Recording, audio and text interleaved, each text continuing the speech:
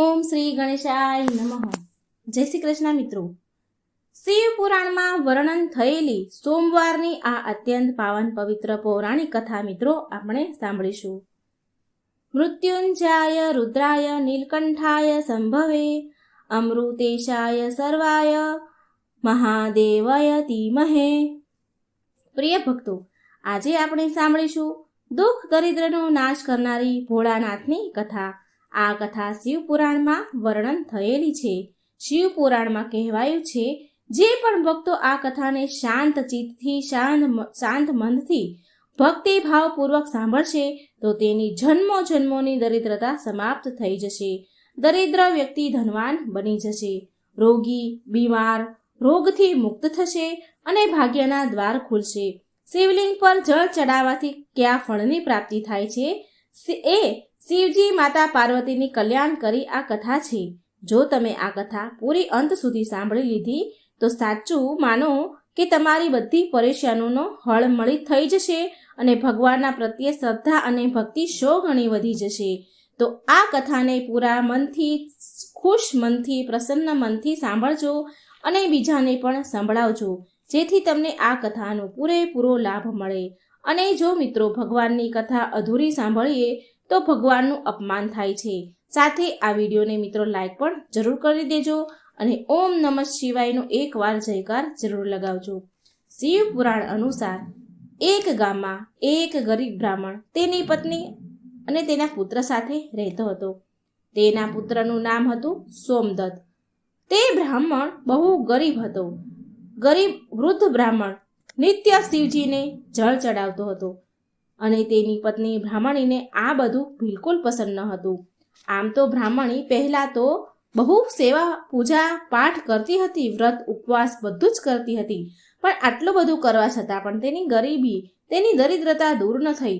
જ્યારે બ્રાહ્મણ જવાન હતા તો ક્યાંક કથાઓ સંભળાવી, કથાઓ કરી, પૂજા પાઠ કરી દક્ષિણા લાવતા અને એ જ દક્ષિણામાંથી તેનું ઘર, તેનું ગુજરાન ચાલતું હતું.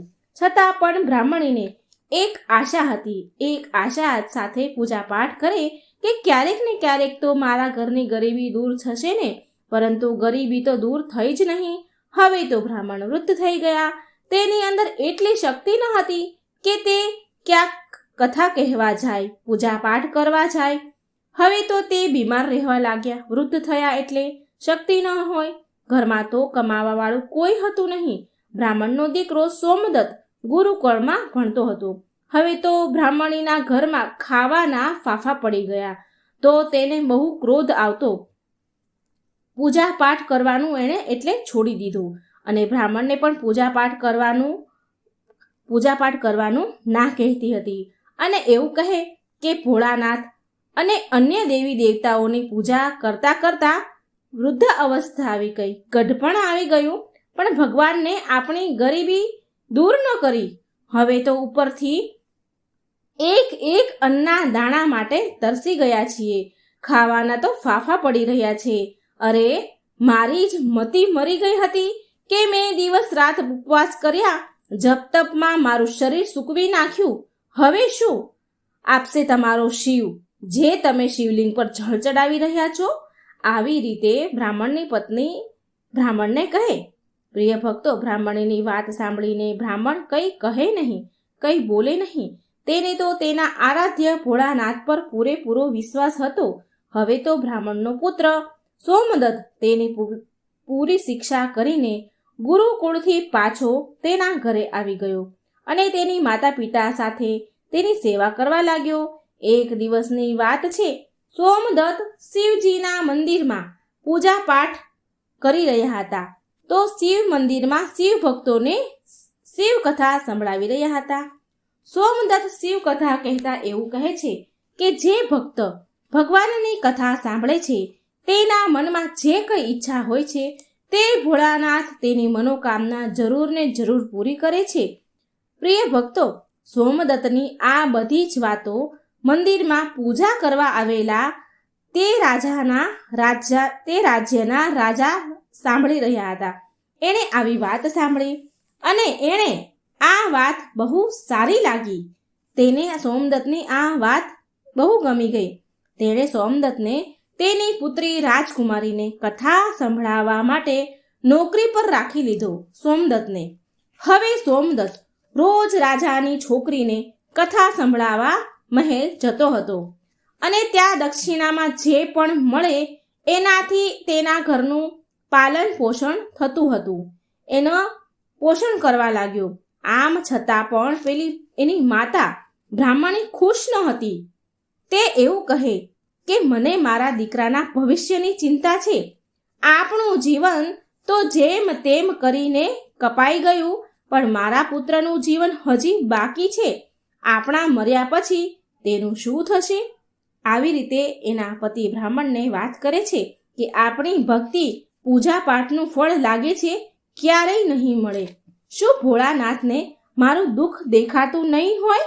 મારો પુત્ર રાજાના ઘરેથી જે પણ લઈને આવે છે, માનો એમાંથી આપણા ઘરનું ગુજરાન તો ચાલી જાય છે, એનાથી આપણા પરિવારનું પેટ તો ભરાઈ જાય છે, પણ બીજી આવશ્યકતા કેવી રીતે પૂરી થશે? ઈશ્વરે તેની આંખો કેમ બંધ કરીને રાખી છે? શું મારા પુત્રને પણ આપણી જેમ જ ગરીબીમાં જીવવું પડશે? પ્રિય ભક્તો, બ્રાહ્મણ અને બ્રાહ્મણીની આ કરુણ પોકાર જ્યારે માતા પાર્વતીએ સાંભળી તો તેણે શિવજીને કહ્યું કે હે દેવ, હે મહેશ્વર, તમે તો સર્વજ્ઞ છો. તમે કેમ આ બંનેની પરીક્ષા લઈ રહ્યા છો? બ્રાહ્મણ તમારો પરમ ભક્ત છે. હવે તમે એના દુઃખનો નાશ કરો પ્રભુ, નહીં તો કોઈ પણ બ્રાહ્મણ તમારી પૂજા પાઠ કરવાનું બંધ કરી દેશે. ક્યાંક એના મનમાં તમારા પ્રત્યેનો શ્રદ્ધા વિશ્વાસ સમાપ્ત ન થઈ જાય. ભોળાનાથ બોલ્યા, દેવી તમે ચિંતા ન કરો. મેં તેના ભાગ્ય ઉદયનો બીજ તો પહેલેથી જ રોપી દીધો છે. હવે આપણે બેવને સાથે લક્ષ્મીજી અને વિષ્ણુજીને લઈને બ્રાહ્મણના ઘરે જવાનો સમય આવ્યો છે.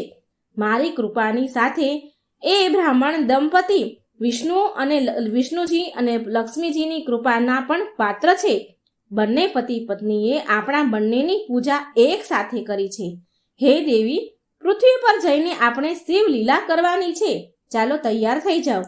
હવે શિવજી પાર્વતી સાથે નંદી પર સવાર થઈને વૈકુંઠ લોકમાં ગયા, જ્યાં ધ્યાનનિધિ દયાનિધિ ભગવાન વિષ્ણુ શેષનાગની સૈયા પર બિરાજમાન હતા. માતા લક્ષ્મી તેના પગ દબાવી રહ્યા હતા. ત્યારે શિવજીએ વિષ્ણુ ભગવાનને પૃથ્વી પર જવા કહ્યું તો વિષ્ણુ ભગવાન બોલ્યા, હે દેવી લક્ષ્મી, ચાલો આપણા ભક્તના ઘરે જવાનો સમય આવી ગયો છે.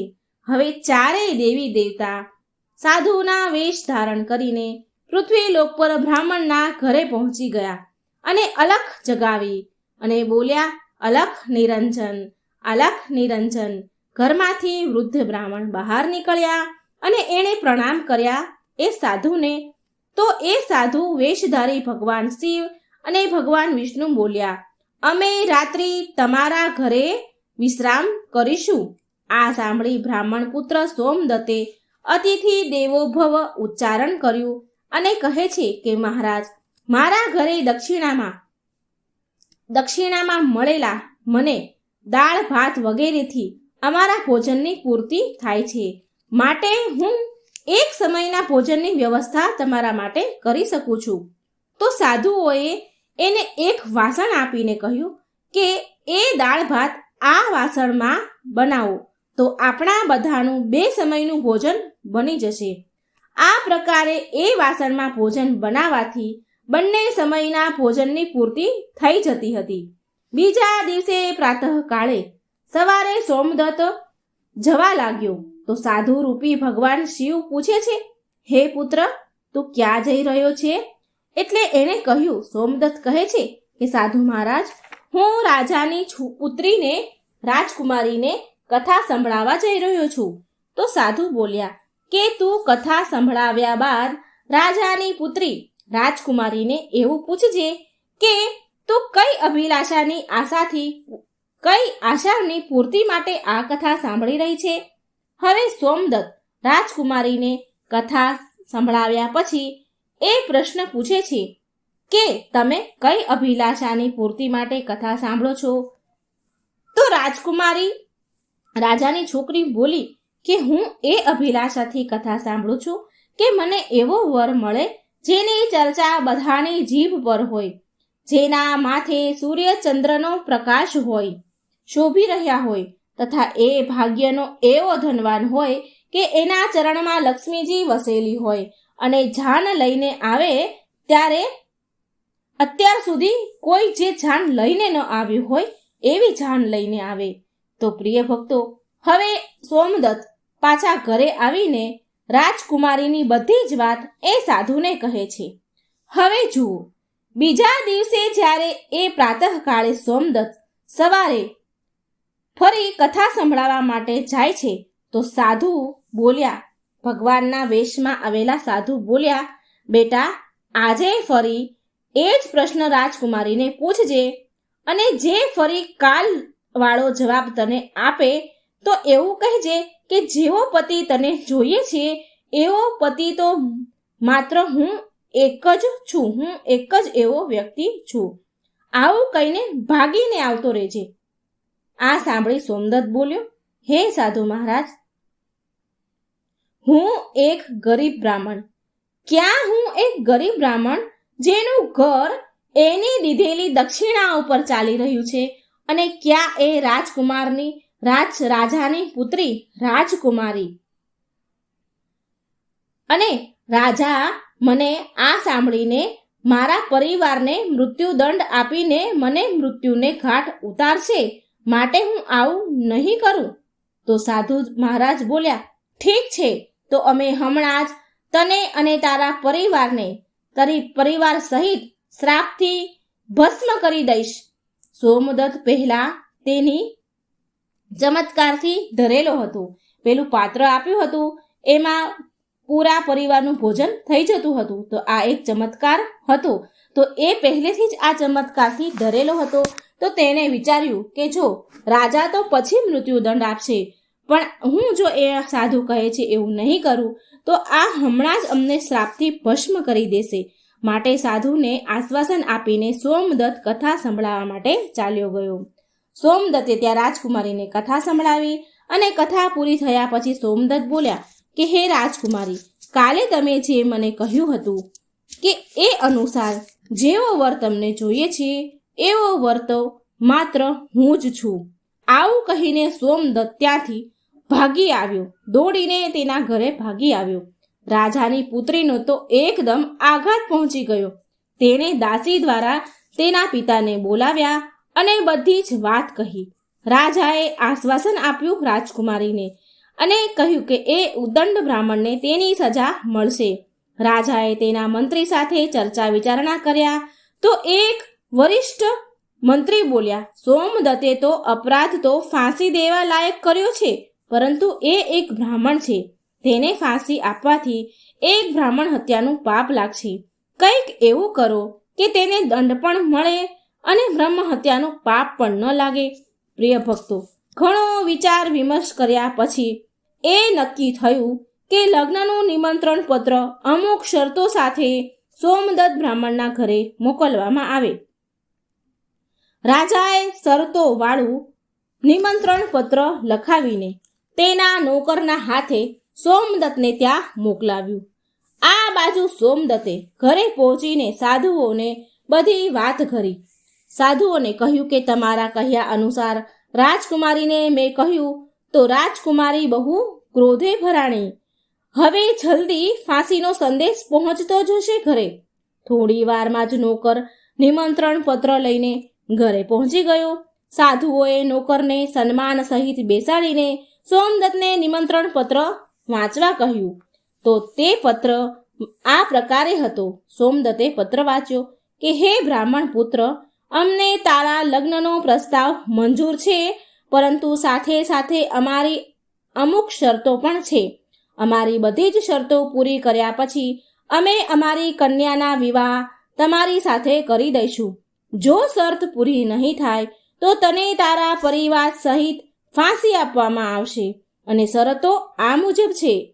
પહેલી શરત એ છે કે જાનમાં આવેલા જે બધા જાનૈયા છે, જાનૈયા માટે જાનના ઘર એટલે કે જાનૈયાના ઉતારા તથા બનાવેલા તંબુ જાનૈયાથી ભરેલા હોવા જોઈએ. જાનૈયા માટેના બધા ઉતારાઓ, બધા ઘર અને બધા બનાવેલા તંબુઓ ખાલી ન હોવા જોઈએ, બધા જ ભરેલા હોવા જોઈએ, એક પણ તંબુ ખાલી ન રહેવો જોઈએ. અને અમારી બીજી શરત એ છે કે જાનવાળા માટે, આર્થિક સત્કાર માટે બધી જ ખાદ્ય સામગ્રી, જમવાની સામગ્રીનો ઉપયોગ થઈ જવો જોઈએ, કંઈ પણ વધવું ન જોઈએ. અને અમારી ત્રીજી શરત એવી છે કે એવી અદ્ભુત જાન આવવી જોઈએ કે જેની પ્રશંસા બધા વ્યક્તિના જીભ પર હોય. હવે જાન આવવા બાદ જો કોઈ પણ શરત અધૂરી હશે તો જાનમાં આવનારા બધા જ લોકોને ફાંસી આપવામાં આવશે. પત્ર વાંચીને તો સોમદત્તનો પરસેવો છૂટી ગયો, ડરીને ધ્રુજવા લાગ્યો. સાધુઓ બોલ્યા, તું ડર નહીં પુત્ર, નોકરને ભોજન ખવડાવી પત્રનો ઉત્તર આપીને વિદાય આપો અને પત્રમાં લખો કે તમે વિવાહની તૈયારી કરો અને આ દિવસે અમે જાન લઈને આવીએ છીએ. નોકરને ભોજનમાં દાળ ભાત પીરસવામાં આવ્યા અને નોકરની થાળીમાં ચમત્કારથી 36 પ્રકારના ભોજન બની ગયા. વિદાય કરતા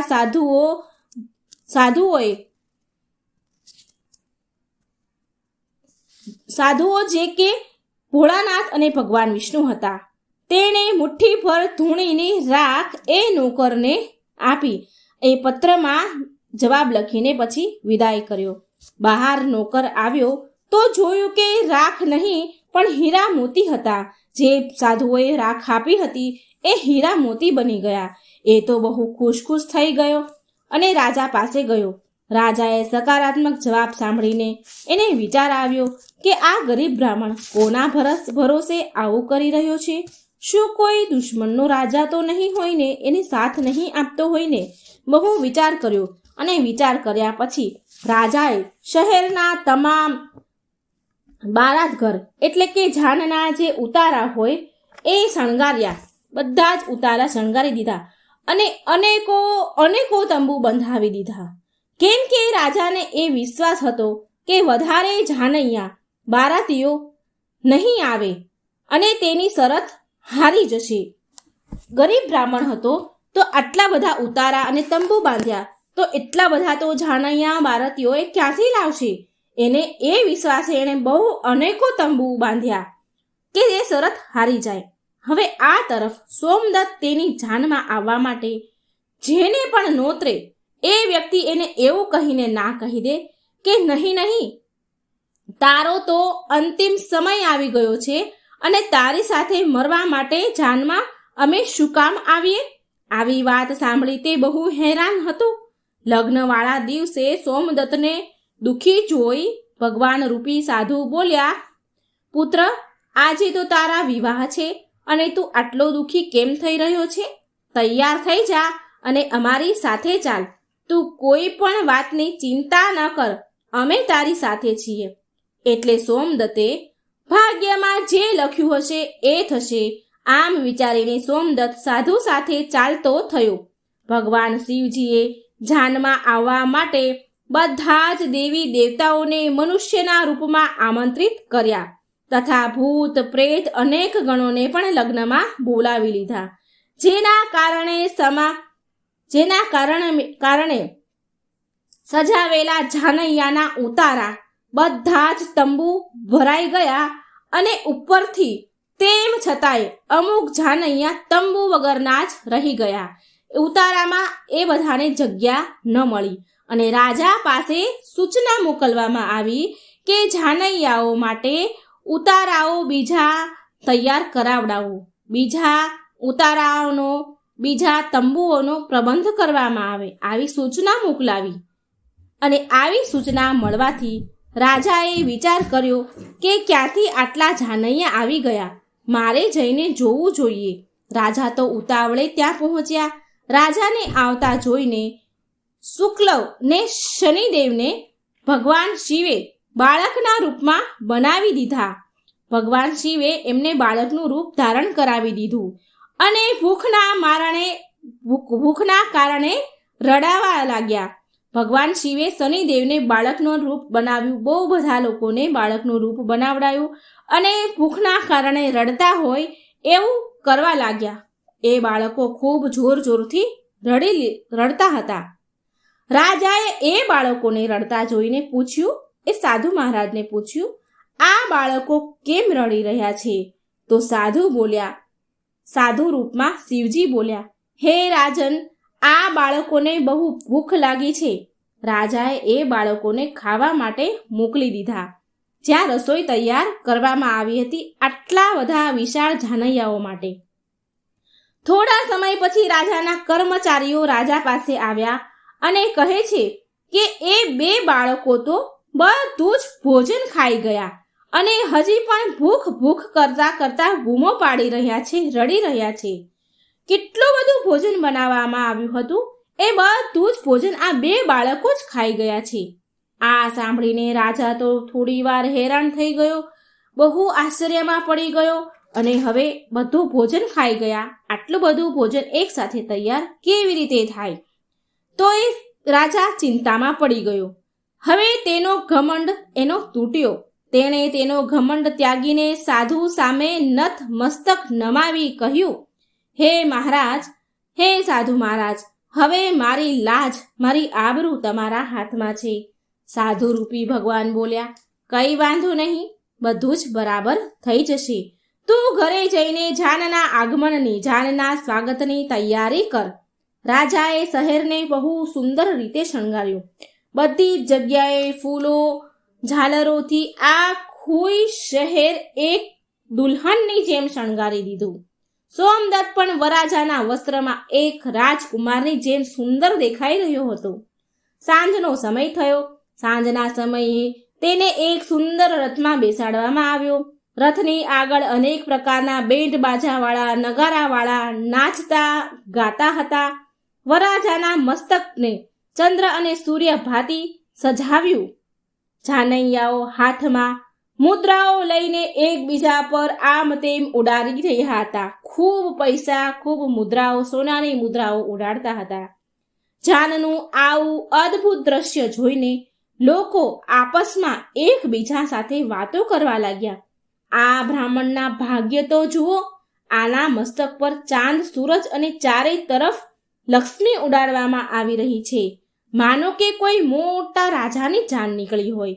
આવી જાન તો અમે અમારા જીવનમાં ક્યારેય નથી જોઈ અને ના તો આગળ જોવાની ઉમ્મીદ છે કે આવી જાન જોવા મળશે.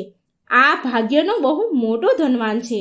પ્રજાની આવી વાત સાંભળી માતા પાર્વતીજી શિવજીને કહે છે, હે સ્વામી, તમે જેના પર કૃપા કરો છો એના માટે તો અન્નધનના ભંડાર ખોલી દો છો. ભગવાન ભોળાનાથે કહ્યું, હે પાર્વતી, જે ભક્ત મારી પૂજા શ્રદ્ધા ભક્તિથી કરે છે, હું એને એની પૂજાનું ફળ જરૂર આપું છું. અને દુઃખ ત્યાં સુધી તેને વેઠવું પડે છે, દુઃખ ત્યાં સુધી સહન કરવું પડે છે જ્યાં સુધી તેના પાપ કર્મ પૂરા ન થઈ જાય. પુણ્ય કર્મ જેવા ઉદય થાય છે એવા જ તેના ભાગ્યના દરવાજા ખુલી જાય છે. અને જે ભક્ત ભગવાનની કથા સાંભળે છે તેને પણ રાજકુમારીની જેમ ફળ મળે છે. રાજકુમારીએ રોજ ભગવાનની કથા સાંભળી અને તેના મનમાં જે કામના કરી હતી, એને જે ઈચ્છ્યું હતું એ બધું જ એને મળ્યું. આ તો ભોળાનાથ, મા પાર્વતી, ભગવાન વિષ્ણુ અને મા લક્ષ્મીનો મહિમા હતો, જેના કારણે બ્રાહ્મણ ધનવાન થયો. મિત્રો, એની ઝૂંપડી પણ મહેલ જેવી સુંદર બની ગઈ. તેના ઘરમાં નોકર, ચાકર, અન્નધનની કમી ન રહી. અપાર ધન દોલતથી ભરેલું ઘર થઈ ગયું. અને બ્રાહ્મણીએ પણ ભગવાનની પૂજા અર્ચના શરૂ કરી દીધી અને ખૂબ દાન દક્ષિણા આપવાની શરૂ કરી દીધી. અને સોમદત્ત અને રાજકુમારીના વિવાહ થઈ ગયા અને સુખ શાંતિથી રહેવા લાગ્યા અને રોજ ભગવાનની કથા સાંભળવા લાગ્યા. એકવાર પ્રેમથી બોલો, લક્ષ્મી નારાયણ ભગવાનની જય. પાર્વતી પતિ હર હર હર મહાદેવ. મિત્રો, જો મારી વાર્તા સારી લાગે તો વિડીયોને લાઈક કરજો, શેર કરજો. મારી ચેનલમાં નવા હોય તો સબસ્ક્રાઈબ જરૂર કરજો અને કમેન્ટ બોક્સમાં ભગવાનનું નામ પણ જરૂર લખજો. જય ભોળાનાથ. મહાદેવના 19 અવતારની કથા જે શિવ પુરાણમાં વર્ણન થયેલ છે. તો આ કથાને મિત્રો પૂરા ધ્યાનથી, પૂરા મનથી, શ્રદ્ધાથી, હૃદયથી સાંભળજો. ઓમ નમઃ શિવાય. હર હર મહાદેવ. આજે આપણે ભગવાન શિવના 19 અવતારની કથા સાંભળીએ છીએ.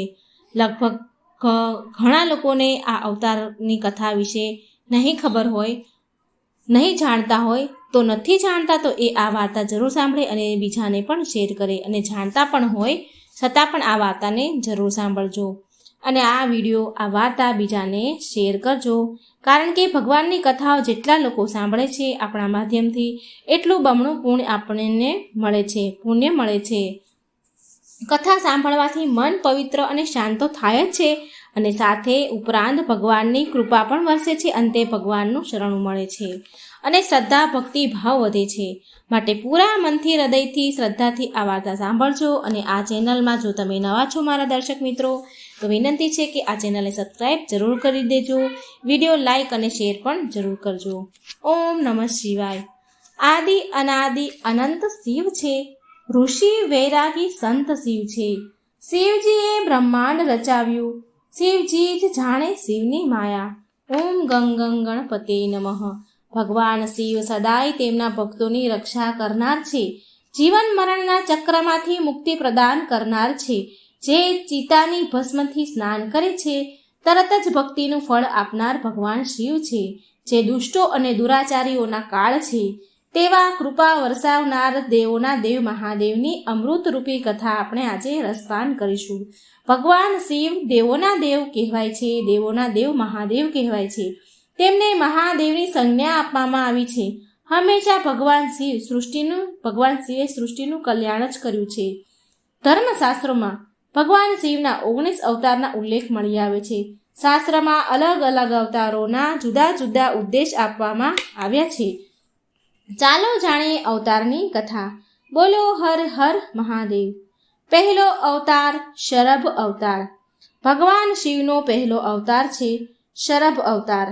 આ અવતાર ભગવાન શંકરનું અડધું સ્વરૂપ મૃગ એટલે કે હરણ અને શરભ પક્ષી, જેને પુરાણોમાં 8 પગવાળું પ્રાણી બતાવવામાં આવ્યું છે, જે સિંહની જેમ શક્તિશાળી હતું.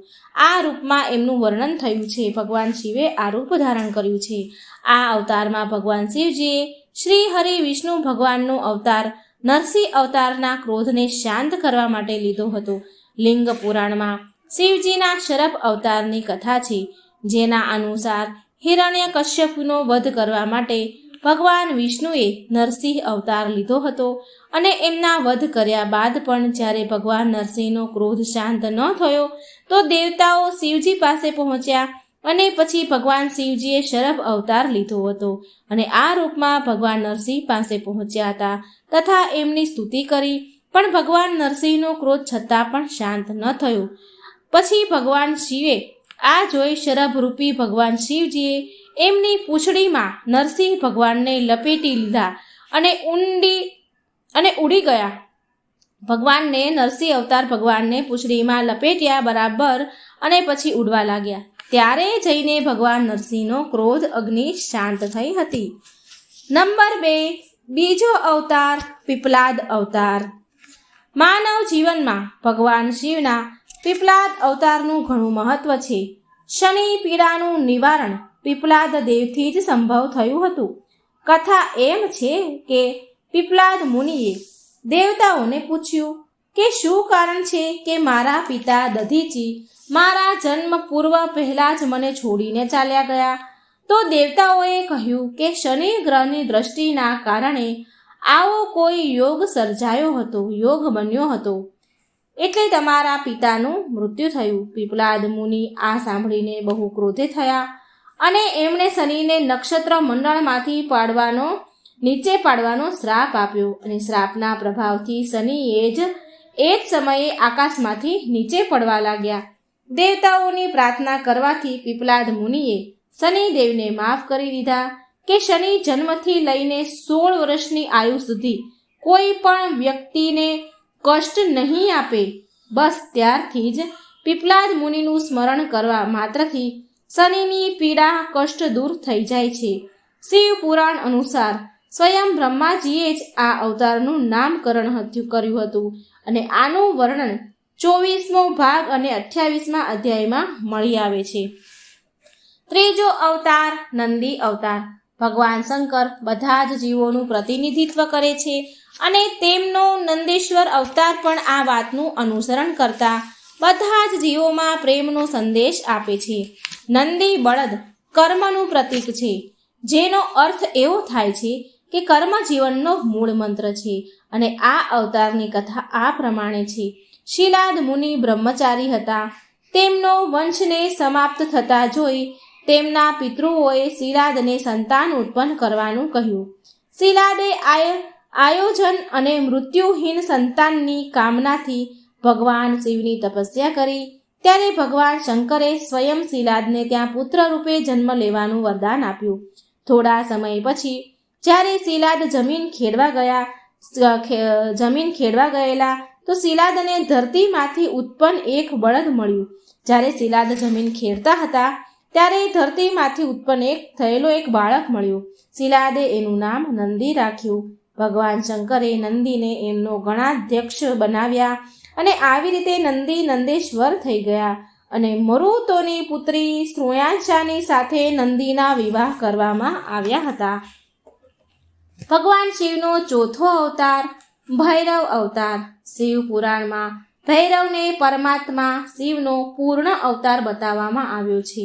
એકવાર ભગવાન શિવની માયાથી પ્રભાવિત થઈને બ્રહ્મા અને વિષ્ણુ પોતાને શ્રેષ્ઠ માનવા લાગ્યા હતા. અને ત્યારે ત્યાં એક તેજ પુંજના મધ્યે એક પુરુષ આકૃતિ દેખાઈ.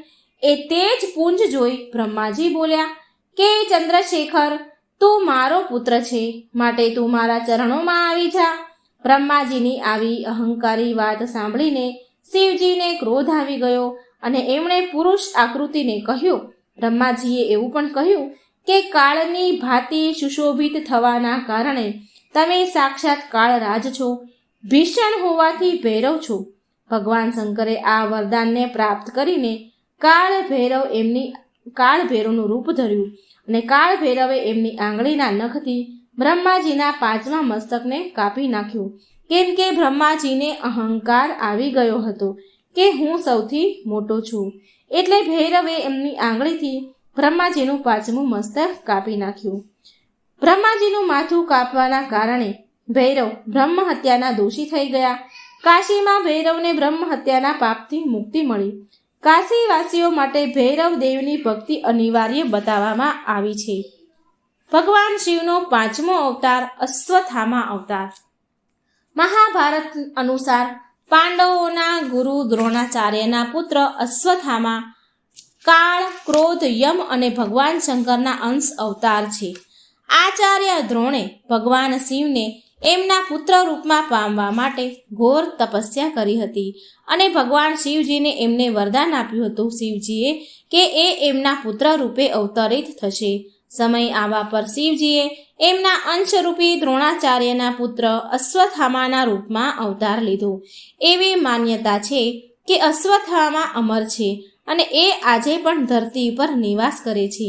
આના પર એક શ્લોક પણ પ્રચલિત છે જે આ પ્રમાણે છે, જે શ્લોકનું મેં ગુજરાતીમાં અનુવાદ કર્યું છે. અશ્વત્થામા રાજા બલિ, વ્યાસજી, હનુમાનજી, વિભીષણ, કૃપાચાર્ય, પરશુરામ અને ઋષિ માર્કંડે આ 8 અમર છે. શિવ પુરાણ, શિવ મહાપુરાણ સહિત રુદ્ર સંહિતા અનુસાર 37 અનુસાર અશ્વત્થામા આજે પણ જીવતા છે અને એ ગંગાના કિનારે નિવાસ કરે છે, પરંતુ એમનો નિવાસ ક્યાં છે એ કોઈને ખબર નથી. 6થો અવતાર વીરભદ્ર અવતાર. ભગવાન શિવના વિવાહ બ્રહ્માજીની પુત્રી સતી સાથે થયા હતા. બ્રહ્માજીના પુત્ર દક્ષની પુત્રી સતી સાથે થયા હતા. એકવાર દક્ષે એક વિશાળ યજ્ઞનું આયોજન કર્યું, પરંતુ એમણે ભગવાન શિવ અને સતીને આમંત્રણ ન આપ્યું. ભગવાન શિવના કહેવા છતાં પણ સતી યજ્ઞમાં આવ્યા. ભગવાન શિવે ઘણી ના કહી યજ્ઞમાં જવાની, પણ માતા સતી માન્યા નહીં અને યજ્ઞમાં આવ્યા એમના પિતાના ઘરે. અને જ્યારે તેમણે તેમના પતિ શિવજીનું ઘોર અપમાન થતાં જોયું તો યોગ અગ્નિ દ્વારા માતા સતીએ તેમના દેહનો ત્યાગ કર્યો. અને જ્યારે આ વાતની ખબર ભગવાન શિવને પડી તો એમણે એમના માથામાંથી એક જટા ઉખાડીને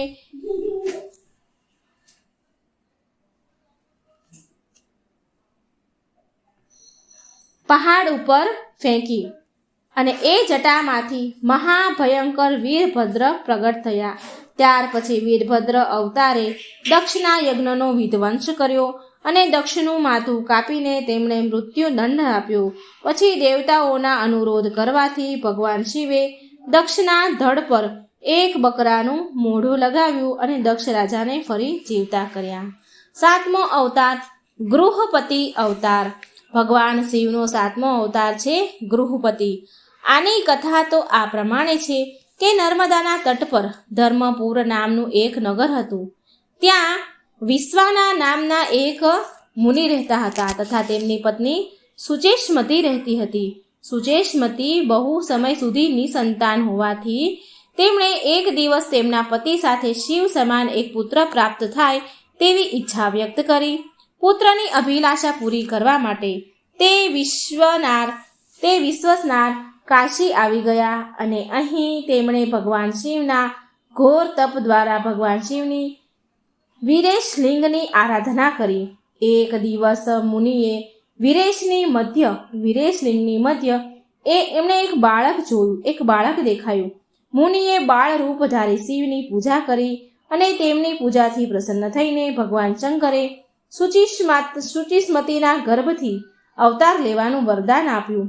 કાળાંતરમાં સુચિષ્મતી ગર્ભવતી થઈ અને ભગવાન શંકર સુચિષ્મતીના ગર્ભથી પ્રગટ થયા. કહેવાય છે કે પિતામહ બ્રહ્માજીએ એ બાળકનું નામ ગૃહપતિ રાખ્યું હતું. ભગવાન શિવનો 8મો અવતાર દુર્વાસા અવતાર. ઋષિ દુર્વાસા મુનિ અવતાર. ભગવાન શિવના પ્રમુખ અવતારોમાં એક દુર્વાસા મુનિ અવતાર પણ છે. ધર્મગ્રંથો અનુસાર સતી અનસૂયાના પતિ મહર્ષિ અત્રિએ બ્રહ્માજીના નિર્દેશ અનુસાર પત્ની સહિત વૃક્ષકુળ પર્વત પર પુત્ર કામના માટે ઘોર તપસ્યા કરી. તેમના તપથી પ્રસન્ન થઈને બ્રહ્મા, વિષ્ણુ અને મહેશ ત્રણેય તેમના આશ્રમે આવ્યા હતા અને કહ્યું હતું કે અમારા અંશથી તમને 3 પુત્ર થશે, જે ત્રિલોકમાં વિખ્યાત અને માતા પિતાનો યશ વધારનારા હશે. સમય આવવા પર બ્રહ્માજીના અંશથી ચંદ્રમા, વિષ્ણુ ભગવાનના અંશથી દત્તાત્રેય અને રુદ્ર ભગવાનના અંશથી દુર્વાસા મુનિએ જન્મ લીધો. શાસ્ત્રોમાં એમનો ઉલ્લેખ એવો છે કે શ્રીમદ ભાગવત ભાગ 4 ખંડ 1 અને અધ્યાય 15મો એટલે કે અત્રિની પત્ની અનસૂયાથી દત્તાત્રેય, દુર્વાસા અને ચંદ્રમાના નામથી પરમ યશસ્વી પુત્ર થયા. આ ક્રમશ ભગવાન વિષ્ણુ, શંકર અને બ્રહ્માજીના અંશ ઉત્પન્ન થયા છે. નંબર 9મો અવતાર હનુમાન અવતાર. ભગવાન શિવનો હનુમાન અવતાર બધા અવતારોમાં શ્રેષ્ઠ માનવામાં આવ્યો છે. આ અવતારમાં ભગવાન શિવજીએ એક વાનરનું રૂપ ધારણ કર્યું હતું. શિવ પુરાણ અનુસાર દેવતાઓ અને દાનવોમાં અમૃત વહેંચતા ભગવાન શિવના મોહિની સ્વરૂપને જોઈને ભગવાન વિષ્ણુનું મોહિની સ્વરૂપ જોવે છે. તો એ મોહિની સ્વરૂપ જોઈ લીલાવશ શિવજીએ કામવશ થઈ ગયા એટલે એમનું તેજ પડી ગયું. સપ્ત ઋષિઓએ શિવજીના એ તેજને અમુક પાનમાં સંગ્રહ કરી લીધું અને સમય આવવા પર સપ્ત ઋષિએ ભગવાન શિવનું એ તેજ વનરાજ કેસરીની પત્ની અંજનીના કાનના માધ્યમથી ગર્ભમાં સ્થાપિત કરી દીધું અને એનાથી અત્યંત તેજસ્વી અને પરાક્રમી હનુમાનજીનો જન્મ ઉત્પન્ન થયા. હનુમાનજીને ભગવાન વિષ્ણુના અવતાર શ્રી રામના સેવક માનવામાં આવ્યા છે. વાલ્મીકી રામાયણના એક પ્રસંગમાં શ્રી રામ ભગવાને એમ પણ કહ્યું છે કે જો હનુમાન ન હોત તો એ સીતાજીને રાવણની કેદથી મુક્ત ન કરાવી શક્યા હોત. હનુમાનજી અમર છે. તેમને અમરતાનું વરદાન માતા સીતાએ આપ્યું હતું. 10મો અવતાર વૃષભ અવતાર. ભગવાન શિવનો 10મો અવતાર છે વૃષભ અવતાર. ધર્મગ્રંથ અનુસાર આ અવતાર ભગવાન વિષ્ણુના પુત્રોનો સંહાર કરવા માટે થયો હતો. જ્યારે ભગવાન વિષ્ણુ દૈત્યોનો સંહાર કરવા પાતાળ લોક ગયા હતા તો સુંદર અપ્સરાઓ તેને દેખાઈ પાતાળ લોકમાં. તો ભગવાન વિષ્ણુએ એમની સાથે રમણ કરી બહુ બધા પુત્રો ઉત્પન્ન કર્યા. ત્યાર પછી ભગવાન વિષ્ણુના એ પુત્રોએ પાતાળથી પૃથ્વી સુધી ઉત્પત્તિ મચાવી દીધી બહુ ઉત્પાત મચાવી દીધો. તેમનાથી ગભરાઈ બ્રહ્માજી ઋષિમુનિઓને લઈને મહાદેવ પાસે આવ્યા અને રક્ષા માટે પ્રાર્થના કરવા લાગ્યા. ત્યારે ભગવાન શંકરે વૃષભ રૂપ ધારણ કરીને ભગવાનના પુત્રોનો સંહાર કર્યો. 11મો અવતાર યતિ અવતાર. કથા અનુસાર ભગવાન શંકરે યતિનાથ અવતાર લઈને યતિના મહત્વનું પ્રતિપાદન કર્યું છે. શિવજીએ આ યતિનાથ અવતારમાં ભીલ દંપતીની પરીક્ષા લીધી હતી, જેના કારણે ભીલ દંપતીએ એમના કારણે પ્રાણ ખોઈ દીધા હતા. ધર્મ ગ્રંથોના અનુસાર અર્બુદાચલ પર્વતની નજીક શિવ ભક્ત આહુ અને આહુકા ભીલ દંપતી રહેતા હતા. એકવાર ભગવાન શિવ યતિનાથ રૂપમાં વેશમાં એમના ઘરે ગયા અને એમણે ભીલ પતિ પત્નીના ઘરે રાત વિતાવવાની ઈચ્છા પ્રગટ કરી. એટલે આહુક અને આહુકા એ બંને પતિ પત્નીએ ગ્રહસ્થ જીવનની મર્યાદાનું પાલન કરતા એમને રોકવાનું એમણે હા કહી. આહુક અને આહુકાએ એમના પતિને આહુકને ગ્રહસ્થની મર્યાદાની સ્મરણ કરાવતા સ્વયંને ધનુષ બાણ લઈને બહાર રાત વિતાવવાની અને ઘરમાં યતિનાથને અતિથિને વિશ્રામ કરવાનો પ્રસ્તાવ મૂક્યો. આવી રીતે આહુક ધનુષ બાણ લઈને બહાર ચાલ્યા ગયા. પ્રાતઃકાળ સવાર પડી તો યતિ અને આહુકાએ જોયું. યતિનાથ ભગવાન રૂપ હતું એમણે અને આહુકાએ જોયું કે વન્ય પ્રાણીઓએ આહુને મારી નાખ્યો છે. આવું થવાથી યતિનાથ બહુ દુઃખી થયા. ત્યારે આહુકાને એમને શાંત કરવા માટે આહુકાએ ભગવાનને યતિનાથને શાંત કરવા માટે કહ્યું કે તમે શોક ન કરો. અતિથિ સેવામાં પ્રાણ વિસર્જન કરવા એ ધર્મ છે અને એનું પાલન કરતા અમે ધન્ય થઈ ગયા છીએ. જ્યારે આહુકા એની પતિની ચિતા ઉપર અગ્નિમાં બેસીને બળવા લાગી તો શિવજીએ એને દર્શન આપી એને આગલા જન્મમાં ફરી તેના પતિને મળવાનું વરદાન આપ્યું. 12મો અવતાર કૃષ્ણ દર્શન અવતાર. ભગવાન શિવે આ અવતારમાં યજ્ઞ વગેરે કાર્યોનું મહત્વ બતાવ્યું છે. આ અવતાર પૂર્ણ ધર્મનું પ્રતીક છે. ધર્મ ગ્રંથો અનુસાર ઇક્ષ્વાકુ વંશીય શ્રાદ્ધ દેવની 9મી પેઢીના રાજા નભગનો જન્મ થયો. વિદ્યા ગ્રહણ કરવા માટે નભગ ગુરુકુળ ગયા. જ્યારે નભગ બહુ દિવસો સુધી પાછા ન આવ્યા તો એમના ભાઈઓએ રાજ્યોનું વિભાજન આપસમાં એકબીજાએ કરી લીધું. જ્યારે નભગને આ વાતની જાણ થઈ તો તે તેમના પિતા પાસે ગયા તો તેમના પિતાએ નભગને કહ્યું કે એ યજ્ઞપરાયણ બ્રાહ્મણોના મોહના દૂર કરીને એમના યજ્ઞને સંપન્ન કરી એમના ધનને પ્રાપ્ત કરી લે. ત્યારે નભગે યજ્ઞભૂમિ પર પહોંચીને વૈશ્વદેવના શુભ શબ્દ ઉચ્ચારણ દ્વારા યજ્ઞ સંપન્ન કરાવ્યો. અહંકારી બ્રાહ્મણોએ યજ્ઞ અવશેષ પોતાનું ધન નભગને દઈને સ્વર્ગમાં ચાલ્યા ગયા અને એ જ સમયે મહાદેવ કૃષ્ણ દર્શન રૂપમાં ત્યાં પ્રગટ થયા અને બોલ્યા કે યજ્ઞ અવશેષ ધન પર તો માત્ર મારો જ અધિકાર છે, ધન પર તેમનો અધિકાર છે, આવું કહ્યું. એટલે નભગ અને કૃષ્ણરૂપ શિવજી વચ્ચે વિવાદ થયો અને વિવાદ થયા પર કૃષ્ણ દર્શન રૂપધારી મહાદેવ તેમને એમના પિતા પાસે નિર્ણય કરવાનું કહે છે. નભગના પૂછવા પર તેમના પિતા શ્રાદ્ધ દેવે કહ્યું કે એ પુરુષ શંકર ભગવાન છે, આ યજ્ઞની અવશેષ વસ્તુ તેમની છે. પિતાની વાતને માનીને નભગે શિવજીની સ્તુતિ કરી. ભગવાન શિવે આ અવતારમાં યજ્ઞ વગેરે ધાર્મિક કાર્યો વિશે જણાવ્યું હતું. 13મો અવતાર અવધૂત અવતાર. શિવજીનો અવધૂત અવતાર. ભગવાન શંકર અવધૂત અવતાર લઈને ઇન્દ્રના અહંકારને ચૂર કર્યો હતો. ધર્મગ્રંથ અનુસાર એક સમયે બૃહસ્પતિ અને દેવતાઓ સાથે મળીને કૈલાસ પર્વત પર મહાદેવના દર્શન કરવા માટે પહોંચ્યા હતા. ઇન્દ્રની પરીક્ષા લેવા માટે શિવજીએ અવધૂત રૂપ ધારણ કર્યું હતું અને એમના માર્ગને રોકી લીધો. ઇન્દ્રએ આ પુરુષ સાથે અવજ્ઞાપૂર્વક વારંવાર તેમનો પરિચય પૂછ્યો. અવધૂત રૂપધારી ભગવાનને વારંવાર પરિચય પૂછે છે તો એ અવધૂત રૂપ ભગવાન મૌન રહે છે તો ઇન્દ્ર ક્રોધે ભરાય અને જેઓ અવધૂત પર પ્રહાર કરવા માટે વજ્ર છોડવા જઈ રહ્યા હોય છે તો એવો જ એમનો હાથ જડ થઈ ગયો. આ જોઈ બૃહસ્પતિએ શિવજીને ઓળખી લીધા અને ભગવાન શિવના અવધૂત રૂપની સ્તુતિ કરી, જેનાથી પ્રસન્ન થઈને મહાદેવે ઇન્દ્રદેવને ક્ષમા કરી દીધા. ભગવાન શિવનો 14મો અવતાર ભિક્ષુવર્ય અવતાર. ભગવાન શંકર દેવોના દેવ, આ સંસારમાં જન્મ લેનાર બધા જ પ્રાણીના રક્ષક પણ છે. ભગવાન શિવનો ભિક્ષુવર્ય અવતાર એ સંદેશ આપે છે કે ધર્મગ્રંથ અનુસાર વિદર્ભ નરેશ સત્યરથને શત્રુઓએ મારી નાખ્યો. તેમની ગર્ભવતી પત્નીથી શત્રુઓથી સંતાઈને તેના પ્રાણ બચાવ્યા અને સમય આવવા પર એ તો એક પુત્રને જન્મ આપ્યો. અને રાણી જ્યારે જન્મ આપવા માટે સરોવર ગઈ તો એક મગરમચ્છે એ રાણીનો આહાર બનાવી લીધો. રાણીને ખાઈ ગયો. તે જન્મ આપેલું બાળક એકલું રહી ગયું.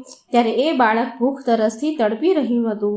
તડપવા લાગ્યું તો શિવજીએ એ સમયે શિવજીની પ્રેરણાથી એક ભિખારણ ત્યાં આવી ગઈ. ત્યારે શિવજીએ એક ભિક્ષુકનું રૂપ ધારણ કરીને તે ભિખારણને બાળકનો પરિચય આપ્યો અને એના પાલન પોષણના નિર્દેશ આપ્યો. એ ભિખારણને ભિક્ષુક રૂપમાં એવું પણ કહ્યું ભગવાને કે આ બાળક વિદર્ભ નરેશ સત્યરથનો પુત્ર છે. આ બધું કહીને ભિક્ષુક રૂપધારી શિવજીએ એ ભિખારણને તેમનું અસલ રૂપમાં તેને દર્શન આપ્યા. શિવજીના આદેશ અનુસાર એ ભિખારણે એ બાળકનું પાલન પોષણ કર્યું અને મોટો થઈને એ બાળક શિવજીની કૃપાથી દુશ્મનને હરાવીને તેનું રાજ્ય એણે પાછું મેળવી લીધું. 15મો અવતાર સુરેશ્વર અવતાર. શિવજીનો સુરેશ્વર અવતાર. ભગવાન શંકરનો સુરેશ્વર અવતાર ભક્તના પ્રત્યે એમની પ્રેમ ભાવનાને પ્રદર્શિત કરે છે. આ અવતારમાં ભગવાન શંકરે એક નાના એવા બાળકની ભક્તિથી પ્રસન્ન થઈને એમની પરમ ભક્તિ અને અમર પદનું પ્રદાન કર્યું. ધર્મગ્રંથો અનુસાર વ્યગ્રપાતનો પુત્ર ઉપમન્યુ તેના મામાના ઘરે રહેતો હતો. ત્યાં એ મોટો થઈ રહ્યો હતો અને એ સદાય દૂધની ઈચ્છાથી વ્યાકુળ રહેતો હતો. એને દૂધ બહુ ભાવતું હતું. તેની માતા ખૂબ ગરીબ હતી. એને દૂધ પીવડાવી શકે એમ હતી નહીં. માટે તેની માતાએ દૂધની ઈચ્છા પૂરી કરવા માટે મહાદેવની ચરણમાં જવાનું કહ્યું. એટલે ઉપમન્યુ વનમાં જઈને ઓમ નમઃ શિવાયના મંત્રનો જપ કરવા લાગ્યો. ત્યાર પછી ભગવાન શિવ સુરેશ્વરનું રૂપ ધારણ કરી તેની સામે પ્રગટ થયા અને એ શિવજીની અનેક પ્રકારની નિંદા કરવા લાગ્યા. જેનાથી ઉપમન્યુ ક્રોધે ભરાઈને સુરેશ્વરને મારવા માટે ઊભો થાય છે. તો ઉપમન્યુની અંદર દ્રઢ શક્તિ, અટલ ભક્તિ, અટલ શ્રદ્ધા ભગવાન પ્રત્યેની જોઈને, શ્રદ્ધા વિશ્વાસ જોઈને મહાદેવે તેને ઉપમન્યુને દર્શન કરાવ્યા અને ક્ષીરસાગર સમાન એક ક્યારેય નાશ ન પામે એવો અનશ્વર સાગર પ્રદાન કર્યો. ઉપમન્યુને તેની પ્રાર્થનાથી પરમ કૃપાળુ શિવજીએ પરમ ભક્તિનું પદ આપ્યું. 16મો અવતાર કિરાત અવતાર. મહાભારત અનુસાર વનવાસ સમયે દરમિયાન જ્યારે અર્જુન ભગવાન શંકરને પ્રસન્ન કરવા માટે તપસ્યા કરી રહ્યા હતા ત્યારે દુર્યોધન દ્વારા મોકલેલા હુર નામનો એક દૈત્ય અર્જુનને મારવા માટે એક શુકર એટલે કે ભૂંડ જેને આપણે કહીએ છીએ એવું શુકરનું રૂપ ધારણ કરી પહોંચ્યો. શુકરને જોઈ અર્જુને તેના પર બાણથી પ્રહાર કર્યો અને એક સમયે ભગવાન શંકરે કિરાત સ્વરૂપમાં પણ બાણ ચલાવ્યું. શિવજીની માયાના કારણે ભગવાનને અર્જુનને ઓળખી ન શક્યો. અર્જુન ભગવાનને કિરાત સ્વરૂપમાં ન ઓળખી શક્યો અને શુકરનો વધ એના બાણથી થયો છે એવું ભગવાનને કહેવા લાગ્યો અર્જુન. આમ બંનેની અંદર વિવાદ થયો. ત્યાર પછી અર્જુને કિરાત વેશધારી મહાદેવ સાથે યુદ્ધ કર્યું. અર્જુનની વીરતા જોઈને ભગવાન શિવ બહુ પ્રસન્ન થયા અને તેના વાસ્તવિક રૂપમાં એમને દર્શન આપ્યા. અર્જુનને કૌરવ ઉપર વિજય મેળવવાનો આશીર્વાદ આપ્યો. 17મો અવતાર બ્રહ્મચારી અવતાર. દક્ષના યજ્ઞમાં પ્રાણ ત્યાગ્યા પછી સતીએ હિમાલયના ઘરે પુત્રીના રૂપે પાર્વતીના રૂપે જન્મ લીધો હતો. શિવજીને પત્નીના રૂપમાં પ્રાપ્ત કરવા માટે પાર્વતીજીએ ઘોર તપસ્યા કરી. માતા પાર્વતીની પરીક્ષા લેવા માટે મહાદેવ બ્રહ્મચારીનો વેશ ધારણ કરી તેની પાસે આવ્યા. પાર્વતીજીએ બ્રહ્મચારી જોઈને તેમની વિધિવત પૂજા કરી. જ્યારે શિવરૂપ બ્રહ્મચારીએ પાર્વતીજીને તેના તપનો ઉદ્દેશ પૂછે છે તો માતા પાર્વતીએ શિવજી સાથે લગ્ન કરી તેમને પતિ રૂપમાં પામવાની વાત કહી. ત્યારે આ જાણીને બ્રહ્મચારી શિવરૂપ બ્રહ્મચારી ભગવાન શિવજીની નિંદા કરવા લાગ્યા અને તેને શમશાનવાસી કપાલી આવું કહેવા લાગ્યા. આ સાંભળીને માતા પાર્વતીને બહુ ક્રોધ આવી ગયો અને મા પાર્વતીની ભક્તિ અને પ્રેમને જોઈને મહાદેવે એમનું વાસ્તવિક રૂપ ધારણ કરી દર્શન આપ્યા. આ જોઈ માતા પાર્વતી ખૂબ ખુશ થયા, પ્રસન્ન થયા. ભગવાન શિવનો 18મો અવતાર સુનટ નર્તક અવતાર.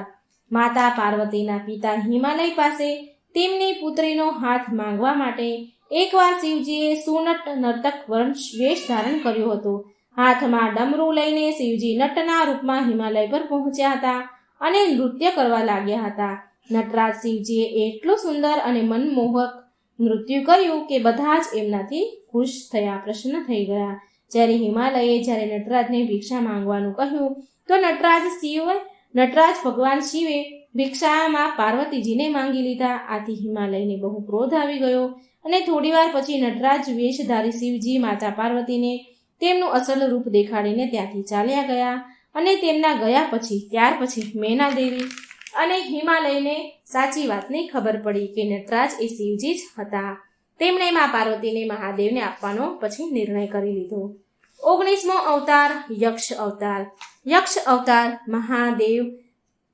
મહાદેવે દેવતાઓને અનુચિત મિથ્યા અભિમાન દૂર કરવા માટે ધારણ કર્યો હતો. દેવતા અને અસુરો દ્વારા કરવામાં આવેલ સમુદ્ર મંથન દરમિયાન જ્યારે ભયંકર વિષ નીકળ્યું તો ભગવાન શિવે એ વિષ ગ્રહણ કર્યું, તેમના કંઠમાં રોકી લીધું અને પછી અમૃત કળશ નીકળ્યો. અમૃત પાન કરવાથી બધા જ દેવતા અમર થઈ ગયા અને સાથે અભિમાન પણ બહુ આવી ગયો અને એ સૌથી વધારે બળશાળી છે એવું માનવા લાગ્યા. દેવતાના આ અભિમાનને તોડવા માટે મહાદેવે યક્ષનું રૂપ ધારણ કર્યું અને દેવતાઓ આગળ એક તણખલું ઘાસનું મૂક્યું અને એ તણખલાને કાપવા માટે, સળગાવવા માટે કે ઉડાડવા માટે કહ્યું. આમ પૂરેપૂરી શક્તિ બધા દેવતાઓએ લગાવી, દાનવોએ દૈત્યોએ લગાવી, પણ છતાં એ ઘાસના તણખલાને કોઈ હલાવી પણ શક્યું નહીં. ન કોઈ બાળી શક્યું, ન કોઈ ઉડાવી શક્યું, ન કોઈ ઉઠાવી શક્યું. ત્યારે આકાશવાણી થઈ કે આ યક્ષ બધા જ કર્મોના વિનાશક શંકર ભગવાન છે. ત્યાર પછી બધા જ દેવતાઓએ ભગવાન શિવની સ્તુતિ કરી અને એમની અપરાધ માટે ક્ષમા માંગી. તો મિત્રો, આ હતી ભગવાન શંકરના 19 અવતારની કથા. શિવ પુરાણમાં, લિંગ પુરાણમાં પણ વર્ણવેલ થયેલ છે. મિત્રો, આ પવિત્ર વિડીયો ભગવાન શિવના 19 અવતારનો વિડીયો વાર્તા જો તમને સારી લાગે તો વિડીયોને લાઇક અને શેર કરવાનું ભૂલતા નહીં. જય શ્રી કૃષ્ણ. રાધે રાધે. Thank you.